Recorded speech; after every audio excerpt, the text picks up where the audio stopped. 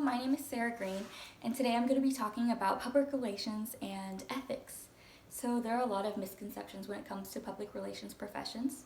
The first one is that we're all spin doctors. We like to spin the truth, put it in a tiny box, wrap it up however we want, and deliver it to the audience that way. And that is completely untrue. As PR professionals, we try to be as accurate and honest as possible.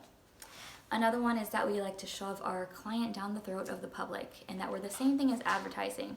That is not true. Advertising, they pay to make something visible. For us, we want to inform the public and we want to make people aware. Another misconception is that all we do is damage control. We just come in and clean up after a client's mess and leave. And that is far from the truth. There is a lot more than just damage control. We do a lot of communication and we do a lot of campaign work. And that leads to another misconception that we're all about media and journalism and just care about social media and numbers when there's a lot more than meets the eye there. So the biggest and worst myth is that we are unethical, that we don't have our own values and standards, and that we're cutthroat and we'll just do whatever it takes.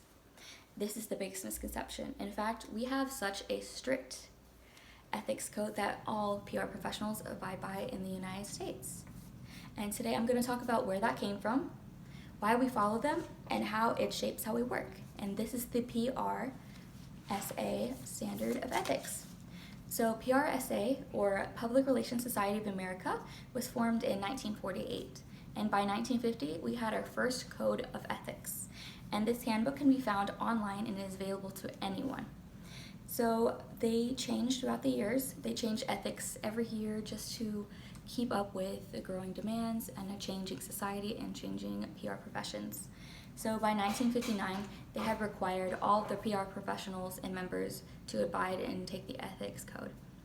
So in 1962, they started their own grievance board, and by 1983, this had changed to the Board of Ethics and Professional Standards, and they monitor ethics, they update ethics, and they discuss anything that needs to be discussed with the members.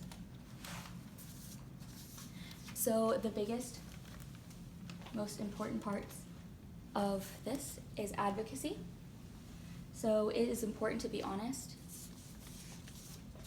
and provide a voice for others and serve the public. Honesty and being truthful and accurate and open. Expertise. So by offering our experience, our professionalism, and independence, providing objectivity and accountability for our actions. Loyalty is very important because we want to maintain a balance of staying faithful to the public who we serve and our client. So we have to find that perfect balance there. And fairness. So we have to have a respect for others and their freedom of speech and their expression. So we also have some more that come from the Board of Ethics and Professional Standards book, and these are just 6 practical recommendations for building employer and branding. So the first one is you want to communicate in a culturally relevant through employee testimonies and historical anecdotes. Review core values to identify inconsistencies, and then you have to change them. And then you want to keep them consistent with a brand.